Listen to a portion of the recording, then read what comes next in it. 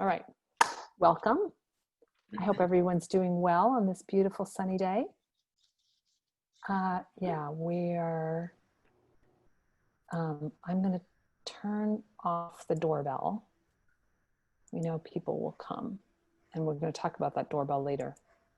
Okay, so before we get started, I wanted to show you one quick thing because I've had a couple of questions about it, and that is helping students who are participating from their phones or from their tablets, and we want to be able to give them directions to click their mute button, for example, or their video, or do chat, or whatever it is. And those instructions were in the pre-work, but it wasn't totally clear probably what those links were. So I'm going to show you another way to access them. This link, bit.ly/Linda's TESOL, and this is now in the presentation that I'll share it again, but I shared it with you as part of the homework. This is a little website that I put together starting a few years ago because I like to share stuff. I figure if I'm working hard to put things together, it should get used more than once. And my internet's, oh, here we go. Up here, if you're, depending on the browser that you're using, it may look a little bit different. You might actually see the menu, but if you click up in the top corner, you'll see a menu here. You're more than welcome to look around, use anything that you find. I just clicked on one called Online Teaching. And here you have getting on from a phone, getting on from a computer, getting on from a tablet. These are the same links that were in the pre-work. And to show you, I'm going to show getting on from a tablet. They start with instructions about how to download, sorry, my internet's slow, how to download Zoom if you don't have it yet. And it has all kinds of screenshots to do that. If you do have the Zoom app, go to number 5. And it's really designed to use as few words as possible, mostly just pictures for our students. If you keep scrolling, you will see screenshots showing you what your student's screen looks like and how to access the various things on it, how they can swipe, where they find chat, etc. So you're more than welcome to share these links with your students also. All right. Thank you. Yeah. Okay. Any questions about that? Yeah. All right. So someone's trying to get, there's anyone who has a link, there's a note saying that someone's trying to get in, someone posted on chat. Anyone who has the link can get in. There's nothing stopping them from getting in. You may have noticed I turned off the waiting room today. You didn't have to come into a waiting room first before coming into class. We'll talk about waiting rooms when we talk more about security. Okay, so I will share my screen again. This is what we covered yesterday, Tuesday. We talked a lot about navigating the student screen, toggling back and forth within our own computers, sharing our screen, how to see faces while you're sharing the screen, and we went quickly through sample lesson number 1. And hopefully everyone got more practice doing that, doing the homework. Today, we're going to focus on the Zoom host tools and security specifically, and then teaching tools, and we're going to talk more about sample lesson number 2. The preview is for homework. I'm going to ask you to think of a lesson that you have done in person in classes, and now that you have seen a bunch of tools, write out how you would adapt that, how you would teach that lesson online with those concepts. All right. So the teacher Zoom screen. This is the host, the Zoom host. When you created your own account and you got on, you saw some of these things. So some of you may have played with them, and some of you could be scary clicking something called security. So we'll just walk through the things that are different about the host screen. And someone today commented that they don't see the breakout rooms icon, and that's because I'm the Zoom host. Only the Zoom host sees that. All right, so the first one is participants. You all used the participants button yesterday and Tuesday rather. When the host clicks the participant button, there are more options. You can make someone else the host. If you have made someone else the host, you can actually retrieve the hostship from them, which is new. You didn't used to be able to do that. I was relieved to see it. You can want it back. You can rename someone. You can put someone in the waiting room. And you might ask, why would you ever need to do that? And I actually discovered a very important use for this, putting someone in the waiting room. Sometimes at the end of class, if I am co-teaching with someone, and at the end of class, we want to hang out in the room and just do a debrief or talk about our next class, but students won't leave. There's some students that will just not sign out, either because they don't know how, or because as long as there's something going on, they want to be part of it. So as host, I can go to the participant screen and take those students and put them into the waiting room. And then once they're in the waiting room, they usually figure out how to leave. Mm-hmm. So just a little trick of the trade. Or you can remove them altogether also. And we'll talk about more about that when we talk about security. These same options are available from the little boxes, from the little video boxes. So right now, if you highlight your own video box, you can see probably an option to mute yourself. I see an option to mute or unmute, and I can click on the 3 little dots and I see all of these options. Yeah. All right. Mm-hmm. The other thing that's different, you may have noticed when you were on yourself, there's a little arrow next to the share screen button. The host sees a little arrow, and this arrow controls the sharing options. So I have my account defaulted to say that one participant can share at a time, and if I click this advanced sharing option, I get another box that pops up, and my default option is that only the host can share. It's another security option, and or it can help for curious students who are playing with their buttons, and while you're in the middle of teaching and someone decides to see, what does that little green button do? I can share my screen too. So but sometimes you do want somebody else to share their screen. And so in the middle of the meeting, you can just click this little button, click the advanced sharing option, and give all participants the ability to share. Linda, yeah. A question on that. Mm-hmm. Is it possible for someone who's not the host to write or to do something on the share screen, like type something in? Or is that only if you allow them the power to do that? And can you? Yes, you have, Zoom calls it annotating. And we're going to work a lot with annotating on Tuesday. That is something that you can allow or disallow your students to annotate on a shared screen. Okay. Yeah, good question. Okay, so that's sharing. We all, I believe, have this record button. This paid Zoom accounts can record in the cloud, and you can get an email when your recording is ready. Free Zoom accounts can record on your computer. So if you have a free account and you click that button, the recording will be on your computer, and at the end of the Zoom session, you'll get a little a screen that pops up that shows you where it is. In general, so the host can allow or disallow recording. I generally, my default is to disallow recording, just because honoring people's privacy, student privacy. If I'm not telling students or my participants that I'm recording something, I don't want somebody else to be recording it and posting it on the internet if maybe not everybody is comfortable with that. All right. Linda, a question about that.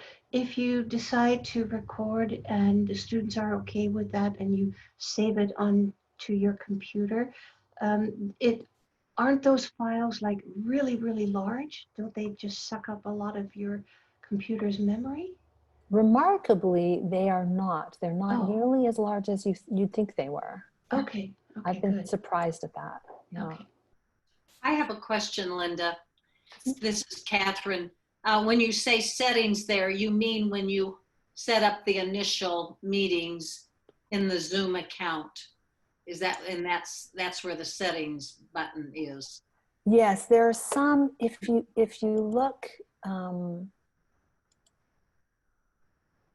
when you set up a meeting in your Zoom account, there are some things, I know where it is. I just wanted to double check. well, there are some things that you can set up while you're, for each meeting, and it asks you, do you want to enable waiting rooms? Do you want to enable join before host? Those kinds of things. There are other things that you actually have to go to the settings button and set for your whole account, and cannot be set on a per meeting basis. I see. Thank you very much. Yeah, you might have to go into the settings themselves. Other questions? How do you disable being able to chat with everyone? That is something that's in the Zoom settings. And actually you can do that from the security button too. I'll show you that in just a sec. All right, so here we go. Here, it helps if I can share my screen so you can see what I'm looking at. Okay. So the Zoom added, at the end of March, I think, they added the security button. And it's just important to know that the security button gives you some important powers, but it's not the only place that you have access. It's not the only place that you can or should be thinking about when if you need to control your class security. So when you click that security button, you have the option to lock the meeting. So if I locked the meeting right now, nobody else would be allowed to get in, would be able to get in, even if they had the link. Personally, I haven't used this because I find that people's internet connection tends to be sometimes unstable, and I often have students who drop off and, oh, big truck passing. I often have students who drop off and have to rejoin. We had that actually in this class as well on Tuesday, but it is an option. I guess I'll pause also to let you know that I've been teaching on Zoom probably 10 hours a week since the beginning of April, and I have not had one single security issue. You know, that's a fraction of all the millions of hours being done out there, but just so you know. And the Zoom platform is a lot more secure than it was with this latest version. Okay, so you can lock the meeting, you can enable the waiting room so that you can actually see who wants to come in, who has come into your waiting room before you allow them into your meeting. You can allow people to share screen or not. You can allow people to chat. This was the answer to your question from before, or not. And you can allow people to rename themselves or not. I suppose if you're having a public meeting and you're worried about people coming in and putting obscenities on the screen, these are other things that you might use. In the security category also, we saw in the participants screen before, you can mute people and you can remove people. In the Zoom settings, you can decide, found it. In the Zoom settings, you can decide whether once you remove someone, they are allowed to get back in or they are not allowed to get back in. If you have a recurring meeting and you remove someone from your meeting, it's not clear to me that with the same, if you have the same meeting ID, like we have the same meeting ID, the same Zoom link for all 4 of our workshops. If I removed someone now, I don't know that they would be able to get back in even on Tuesday next week. So if you have a student who's has distractions going on in their house and they're really causing problems for everybody, if you want to see them back in that room, remove may not be the option you want to use. You might want to use mute. You can turn off their video as host, those kinds of things. Right? And again, these same options are available from your video boxes. So when we look at all of the security features, we talked about waiting rooms. You saw when you set up meetings on your account that you can have passwords. I would make passwords very simple, try to describe to students. It's a capital L and a small a and a capital, you know. Personally, I don't want to go there. My password for most of my accounts is 2020. And yeah, enough said there. The doorbell allows you to hear when people are coming in. It can also be distracting. Disallowing, you can disallow participants from sharing their screens, private chats among participants. We talked about that, I think, on Tuesday. Chat also has a file transfer capability where people can use chat to send files to one another. It's not something I use anyway. I don't want to have to worry about files that someone may be, even with the best intentions, sending to someone else. If I need to share something, I will upload it into Google Drive. I'll get the share link and send people the link and share it that way. Questions? Can I just ask a question back to recording? This is Caroline. Yes. So I think you had mentioned that participants could record and would have the record button as well. And I wouldn't want that either. But I don't have a record button today as a participant. Does anyone have a record button? No. Nope. So the settings worked. I understand. Yeah, my default is not to allow recording. I have a question, Like Linda. you Yes. are recording though. We can see that you're recording. I'm recording, yeah. As a host, I'm allowing myself to record. Yeah, so participants can see that notification. Right, yeah. Linda, I have a question Catherine. about the password. It sounds like the password is built into the join link, but do you advise using the password, also the meeting ID and the password? So this is an option in Zoom settings also. You can have the password embedded in the join link or not. What I have chosen to do is to use passwords because I feel like it makes my classes more secure. And if anyone's trying to hack out there, I don't know why they'd want to get into an English class, but they don't necessarily know what they're getting into. I think a password does make it more secure. At the same time, I want to make it as low barrier for my students as possible. And so I choose to have Zoom embed the password into the link. Okay. So if students are clicking on the link, they don't need the password. However, some of them are getting onto the meeting by using the meeting ID, and then they will use the password. And that's another reason to make your password really simple. Yes. Now, I notice when you're talking to me that your screen share is disappearing. Are you doing that deliberately? Yes. How do you do that? Well, if you remember when we were sharing screens on Tuesday, at the top, when you're sharing your screen, at the top of the share screen bar, there's a little red icon, a little red bar that says stop sharing. Oh, yes. Okay, I know that. Thank you. Yeah, that's what I'm doing. I find that there's a happy medium somewhere between sharing too much and not. I think for when we're talking more about things that are not directly on the screen, it's nicer to be able to see more of people's faces. I also know, especially for students who are participating on their phones, it's a lot of time focused on that little screen. And it's better if you have people turn their phone sideways, as long as they don't have the direction lock on, then your shared screen is bigger. If they have their phone this way, the shared screen only takes up this, this amount of space, but it's still a lot of time focused on words on something small. And so I try to, for eye health, to stop sharing now and then and have a conversation. Great idea. All right. So what I want you to do, I've done enough talking for a lifetime, some people would say.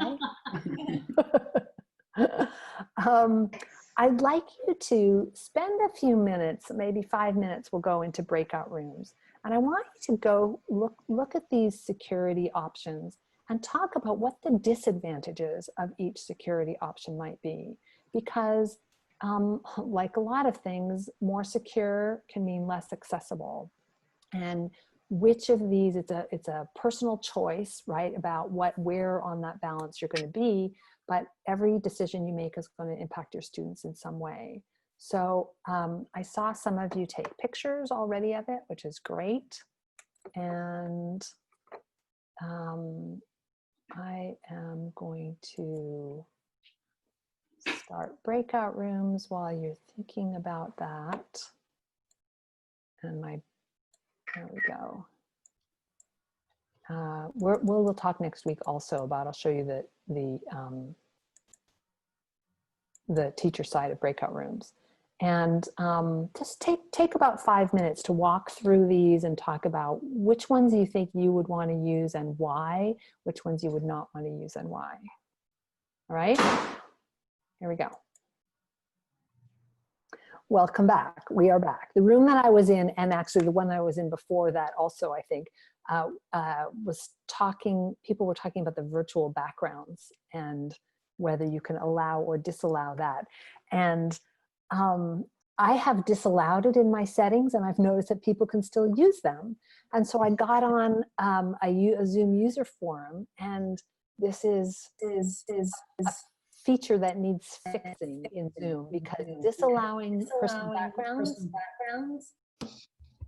only applies to the person who's doing it. So if I disallow virtual background, it would not allow me to use a virtual background. I cannot disallow personal backgrounds for my participants, which is ridiculous. But Well, I wonder about that, because my niece, when her apartment is a mess, she uses the virtual background. She doesn't want people to see her place. And maybe students are embarrassed about their backgrounds. yeah, there are different reasons why people might use it. In any case, it's not something we can do anything about. Oh, I see what you mean. Yeah. Okay, I would like you to just take a minute, go into the chat box and send us a chat about something that you discussed in your breakout room. Some tip, something that you would do or not do, or another comment that someone made that you thought was interesting. All right, let's talk about some of these comments. I have never seen a way to decrease the volume of the doorbell. A couple of people asked about that. The waiting rooms, yeah, if you're using a waiting room, then while you're teaching, if someone comes into the waiting room, it's something else you have to do. Not only notice, but you have to just go click. It takes a second, but it's one of the reasons I don't use waiting rooms. Chat feature, you can set the chat so that people can not chat at all, chat to everybody, and or chat to other individuals privately. I think we talked about this. I do not allow people to chat to other individuals privately. I just think it's another distraction, and I don't want to worry about what's going on there. If people can chat, you'll notice I have individual chats turned off, but you still have the ability to send a private chat to the host. So you can, even with chats turned off, you can send a chat to everybody or only to the host. I do not know about what type of files that can be transferred via chat. That whole thing scares me. I don't use it. Yeah, if people are late and you have locked it. Teaching pronunciation for women wearing hijab, that's if they're wearing the niqab, which is what covers the face. I think that's could be difficult both in person and electronically. Yes, you can change the doorbell setting while you're in the Zoom session. I did that here. We had the doorbell on, and then I turned the doorbell off. That was just takes a minute. It is in the participants setting. Yeah, phones being more difficult. Yeah, we'll talk more about phones in just a minute. Yes, turning it off. If assistants manage the screen sharing, it helps the flow of the class. This is something, for example, Erica and I have been co-teaching, and Laura and I were before a conversation class. And one of us was in charge. I was in charge of the technical side of it, and they were in charge of the curriculum side of it. So Erica, for example, leads, she develops the presentation, she leads the discussion, she responds to students, and when she's ready, I'm her Vanna. when she's ready for her slides to be presented, I do that. I'll set up the breakout rooms, and it's really good. We have found running with a big class. With a small class, it's not so necessary because you're maybe not going to be using breakout rooms or doing some more complex things. But if you have a big class or you want to use technology more, it's nice to have that split. Yeah, because we usually have 20 people in the Right. group, so. Yeah. Okay. Yeah. All right. So any other questions about security? Are breakout rooms randomized, or let's hold that question. The short answer is you can, you have an option. You can do it either way about breakout rooms being randomized or not. What happens to the recording business when you have breakout rooms? The recording only, I believe the settings only allow you to record the main room. So your breakout rooms do not get recorded. Our recording will show me hanging out here by myself in the main room for part of the time, and I'm just going to cut that out before I share it. Okay. Other questions? Well, I have another quick question. So if you go into a room, a breakout room, will it start recording? No. Okay. It's only the main So it's room. tied to the main room. Yeah. Got it. That recording, think of the recording equipment as being very cumbersome to move around. I have a quick question about the chat box. When I click on chat, then, you know, this big white box comes, and I prefer to have it tall and skinny rather than wide and short, because it overlaps, you know, some of your faces. So I've been playing with it, but I can't get it any smaller than I have it right now.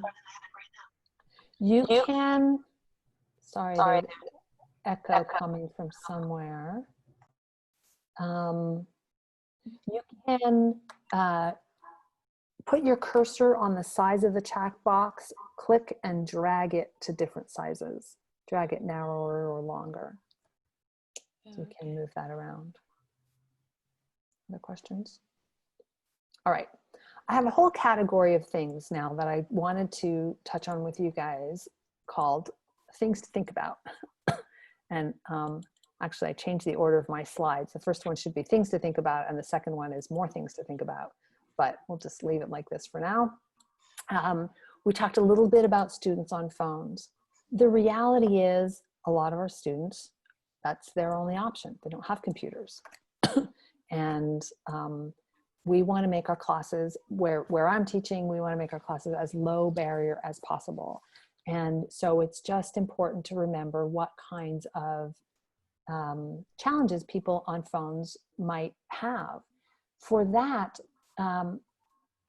I had a 2-hour meeting to go into, and I participated on my phone to see what that experience was like.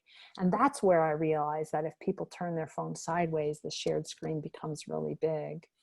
I saw a post from a colleague of ours, a fellow teacher, who said that when she's teaching, she logs into her class on Zoom from her phone also, so that at any point in time, she can look at her phone and see what students are seeing. So that was another good option also. And we talked about sort of eye strain kind of issues also, just to give people a break from constant sharing. I never use, I don't use font smaller than about 26, and I usually bold what I am have on the screen, because otherwise those things get really small. Linda, about logging in on your phone at the same time, does that not create an echo problem? You have to turn off your speaker. Don't log in with your audio on your phone. Okay, okay. Yeah. Distractions.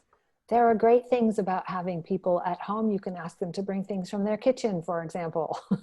Mm-hmm. Some of our students also have responsibilities with children, or I had one of our teachers is teaching a 6:15 to 7:15 p.m. class and realized that one of her students who kept getting up was cooking dinner at that time. I had a student whose husband was working in the same room as she was, and we could even though she was wearing headphones, we could hear him loud and clear, and I found it extremely distracting. Yeah. And I just talked to her and asked her if there was a different room in their apartment that she could be in. And she said, oh yeah, sure. A lot of times, sometimes, you know, if people have little kids, they have little kids. We need to teach them to use the mute button. But often they just don't realize. They don't realize that we can hear what's going on. They don't realize that if they turn and say something to their kid, everyone in the class is hearing that. And so I think we need to do a good job of talking to our students about that and helping them see. Hey, Linda? Yeah. I'm Carolyn. I wanted to say that I had a student I was working with over Zoom who had a smoke alarm battery that was dying in her room. Oh no. So we spent a lot of time like telling her, this is where that sound is coming from and this is why, and take it down, and now you have to change it. And it was like a basic life skills lesson because she didn't know where the sound was coming from. She had no idea she had a smoke alarm in her apartment or what it was for. Wow. That's a great like, way to practice oh, English. This sound is driving me crazy. Right, there's only so much we can ignore, and if something's distracting us, it's probably also distracting other students, right? And so it does make sense to talk about those things, and that's another opportunity to practice English. And you can open up your whiteboard and, you know, write sentences about it. Okay, communicating with students. I gotta tell you, don't let this scare you. I now have about 60 students' phone numbers in my WhatsApp. This is one where if we are most comfortable in email, and it's easiest to email to multiple students at a time, and you can just take their whatever, for whatever reason you like it. If your students don't use email, you're not going to be able to communicate with them that way. This sounds like a, well, duh. But the reality of it, when you get into communicating with your students, the burden really relies on us. And I know teachers who have taught their students to use email, but if it's not part of how they live their lives and you need to send them an email, they're probably not going to see it in the period of time you need them to see it. So, and I've gone to a bunch of workshops with other literacy councils and other groups, and they're all saying this. I communicate with 3 students on WhatsApp, I text the 3rd one, I send email to the 4th one. And you know, if you're really going to dive in, that's part of it, I believe. You can set up a Google Voice number if you want to anonymize, you know, not to use your personal number. It's a free forwarding system where it gives you a different phone number. Okay. Whoops. All right. Mute. So there's one teacher that I have been co-teaching with who likes to have everybody muted all the time. And when she asks for repeat after me, she doesn't want to hear voices. She thinks it's too distracting, and she wants everyone to be able to hear only themselves. And that system works for her. She's taking another class where it works for her in that class. For me, if someone has noise in their background, I will mute them in a second. But other than that, all the little noises that we humans make, and the laughs or questions or whatever, they're part of what give me energy as a teacher. And so while I appreciate when people mute themselves if they have something going on or they're coughing or just, don't want to be intrusive, that's great. But I will rarely just mute everybody. It's in a sense like if you think about your power going out, when your power goes out, you realize it's so quiet in your house, right? You never realized before that the refrigerator was humming and that your house was making these little noises. To me, that's the difference with teaching with everybody muted or not, that I find the silence too eerie. So, but it's a personal choice. Linda, I mean, how, is it possible to just mute everybody at once? You, as a host, as a Zoom host, you have that power. Oh, I see. Okay. Okay. Yeah. Linda, yesterday in my class, it actually happened that another family in the room was coughing, but I couldn't see that on the screen. And so I was asking, and not everybody was alert or present, and some of them were, as you say, cooking in the background and that kind of thing. And when we speak, we have this yellow-green box around us, but when it's a background noise, that doesn't necessarily show up. That's a good point. It's very hard to see who the distraction is. I agree.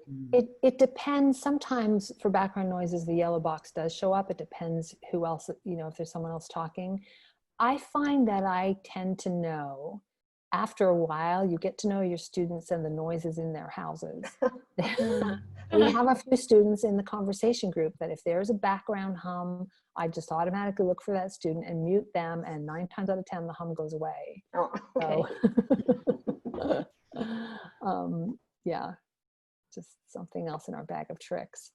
All right, the next one is, how much tech to teach students? Low barrier, low barrier, low barrier. A lot of students, especially when they first get on, are a little bit freaked out. They don't really understand where they are or what they're doing. If you can teach them where the mute button is, that's great. Anything else can come later. That's my personal philosophy. Just keep it simple. If they can get to class, let's start there. Not intimidate them. We do have one student who's, 10-year-old son comes over and mutes or unmutes her every time she wants to talk. So another way. Class sizes, Erica mentioned we do have 20 or more students in this one conversation group that we're teaching, and Laura was part of that also. But in general, I think our optimal class size is much smaller now because of the ways that we interact. It's just a little bit harder to get to read people's facial expressions and body signals. When is someone trying to talk, and get everyone the support that they need. Okay, we talked about this at the beginning. Thumbs up, thumbs down. Is this easy or hard or medium? To me, that's really easy, much easier than any automated reactions and more human. Calling on students. So what does everybody think? Silence. This happens in person also, right? Right. We have even fewer body language cues to know and once you get to know your students, obviously you'll know more easily who it's okay to call on. But I tend to use this, I would do something like this. So what do you think about that? I mean, Sue, Parul, Nadine, I'll throw out 2 or 3 names. So it seems to get those people out of their stupor. Sorry, no, that was nothing personal against the 3 of you. It will wake those people up, suggest that they might talk, but it's not quite as putting someone on the spot as saying, that's a good idea. Sue, what do you think? And Sue might be, blah, blah, blah, blah, blah. So just another trick. Allowing time for answers. Already for our students, right, if they have to think about how to say something in English, we need to allow a little bit more time than if we're just talking to another native speaker. And on video, even just a little bit more. You don't want it to be too awkward, but you need to be comfortable with a little bit of that pause. Having students call on one another, especially once they get to know one another well. This works really well, so it's not you always trying not to put someone on the spot. And I have an illustration of this last one. So you have seen this, this has 5 points on it. Rather than writing it like this, I could have given it to you like this. We can't see. We can't see it. Oh! Thank you. All right. All right. Here are these last points that we just talked about. So 5 points on a screen. I could have given it to you like this. Oh, okay. Or I could have given it to you like this.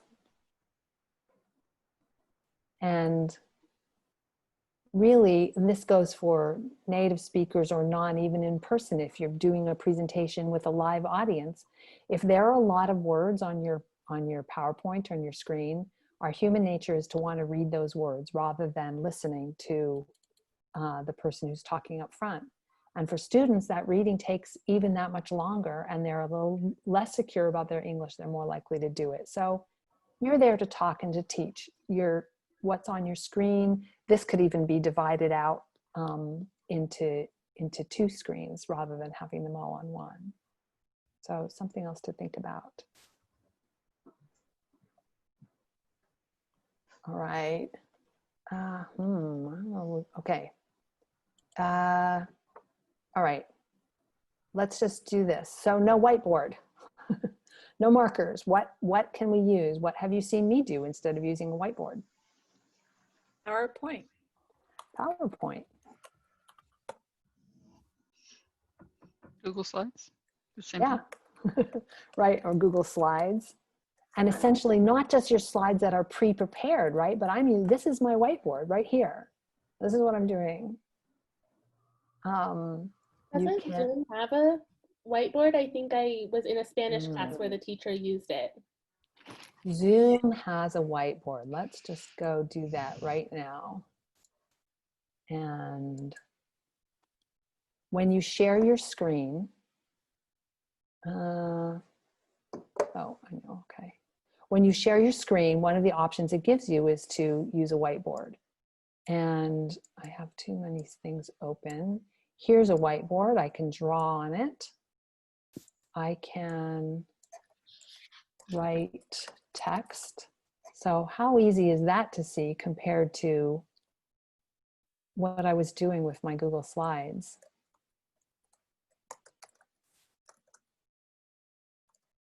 And then what if I want to make these bigger? There's no way really to make them bigger. I want to change colors. I can do that. But then if I want to write more, or if I want to bullet my text, or I want to organize my text in some way, I find the Zoom whiteboard just to be more awkward and less flexible and less accessible. You ever have students write on the whiteboard? Not yet. Have you tried that? No. The Spanish class that I went to, she was able to give us control to write on the whiteboard. I don't know how to do that, but apparently it's possible.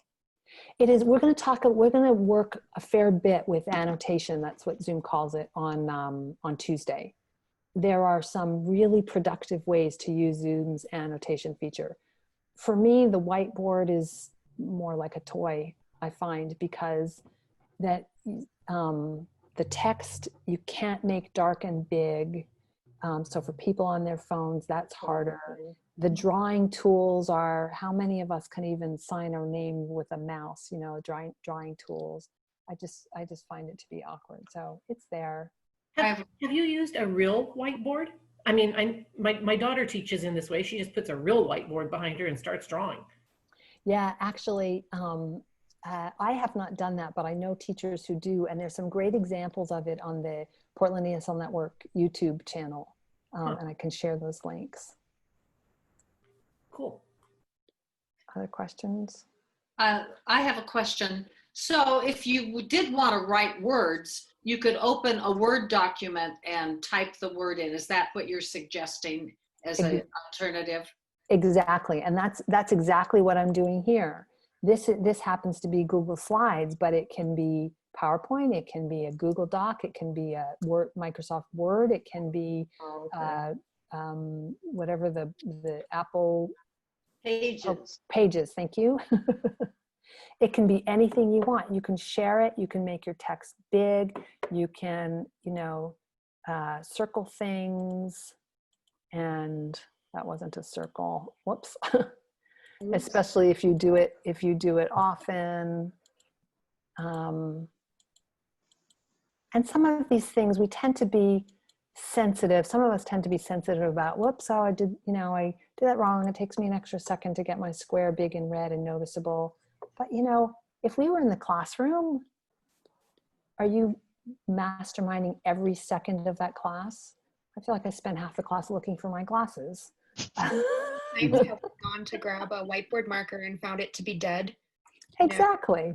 Those times. So, and students can't pay attention 100% of our seconds anyway, right? So these little things, they're okay.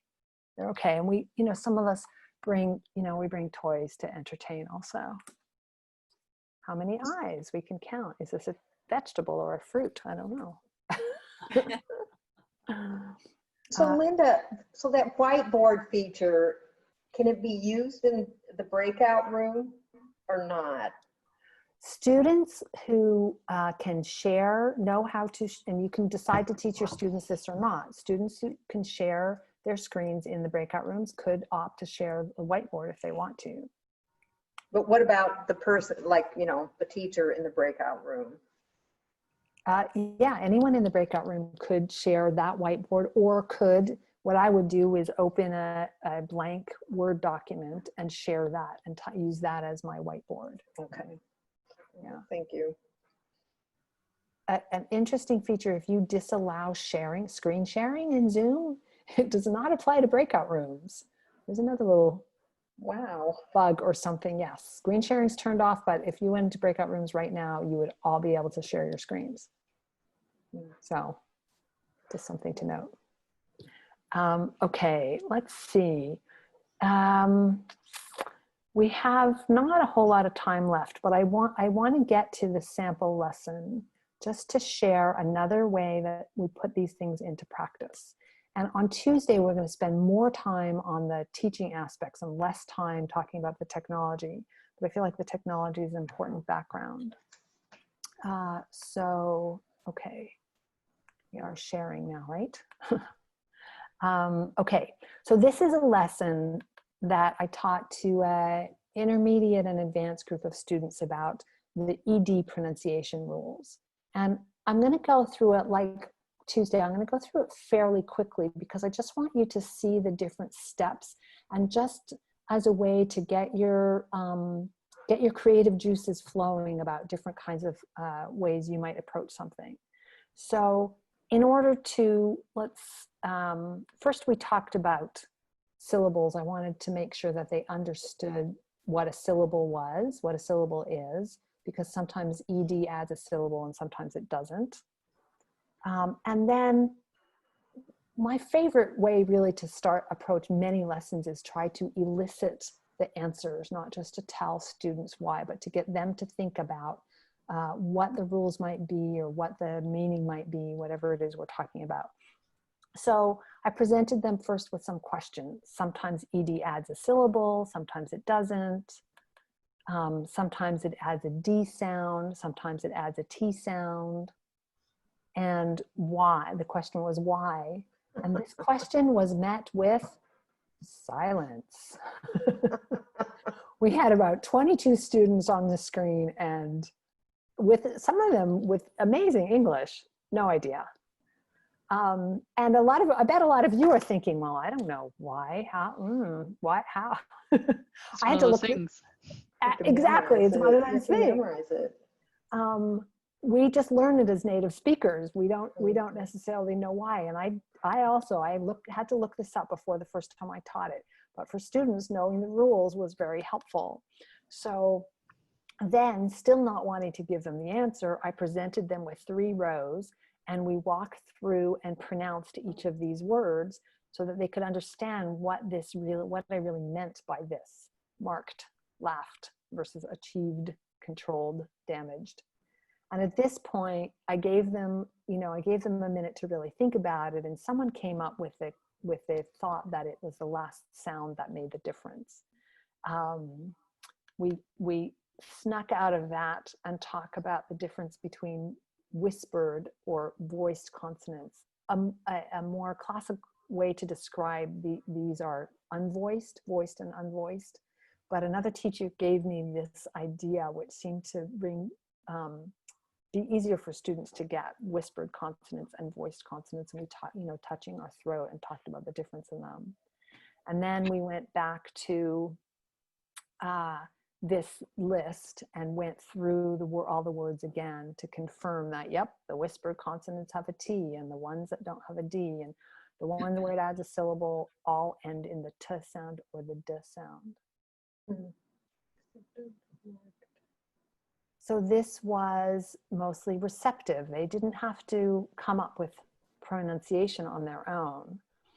Then we used that exact same chart, and I had changed, I try not to do this and confuse people just for the sake of confusing them. We went through, as a class, we went through this whole list and put them in the correct boxes. And this is when they started saying them aloud and trying to play with those sounds. You did. Right. Then we went to sort of the next. So this is controlled practice. We wanted to go to a little bit less, gradually taking the training wheels off, which is a good way to teach a lot of things, most things. This doesn't all necessarily happen within one lesson, right? I'm showing it to you all together. But this is a story from this awesome website of African stories, and it's told in the past tense. And some of the irregular verbs that it had, I changed to regular ones. So we could read the story. We underlined the verbs that were ED, and we talked about whether they went into categories 1, 2, or 3. Then we got a little bit less controlled and just asked them a question. So here they only had to use one word. Once someone got that this was watched and not watched, everybody else could just repeat and say what they watched also. This next step we actually did in a different class because we spent an entire hour working on these other things. This is a video. Love using wordless videos. This is a video of, it doesn't matter what it's of. If you Google wordless videos, you'll see there's so many great animation and different kinds of animated videos, a lot of them. And then you can focus, if your goal is to produce language, having words in the video, having speech in the video just adds a complicating factor called listening. So if your goal is to produce language, using a wordless video is often a great way to do that and not worry about whether students understand the spoken English or not. Good idea. Great idea. Thanks. Questions? Silence. All right, it was a super quick run through, but I hope it started to give you some ideas more about how, if I were doing this in person, and I have taught this in person also, I would do it largely the same way. But here I just have some other tools at my disposal, and I don't have to set up the projector to watch the video. And we can all read a story together, and I have it just on the screen like this. The question, yes. So this slide presentation, someone asked if I'm sharing it. This is a slide presentation that I shared in the homework after Tuesday's class, and I will share it again when I send you the homework for this class to do for next week. So you can look through it and just take more time with it. Linda, I have a special request. I don't know how it happened, but the homework assignment from the first lesson, I can't find that document anymore, or the email. I may have deleted it accidentally. Could you resend that to me? It was written in disappearing ink. Yes, I will resend that together with a link to this presentation again. And I'm hoping it might not be right away to get you Tuesday's presentation before Tuesday's class in case you have time to look at it. As a teacher, I often want to be the first one to introduce concepts to my students, and I'm worried about them misinterpreting things if I send them the presentation beforehand or send them materials beforehand. And